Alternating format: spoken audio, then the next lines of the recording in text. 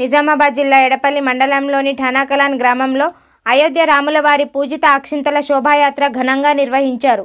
గ్రామస్తులు మంగళహారతులు బాజా భజంత్రీలతో ఎడపల్లి నుంచి తీసుకువచ్చిన కలశం అక్షింతలకు ఠానాకలాన్ గ్రామస్తులు స్వాగతం పలికారు.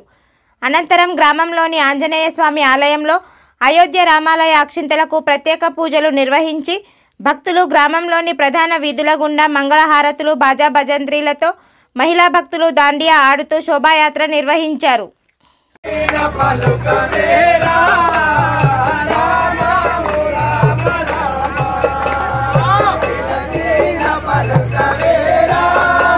Mahankali DJ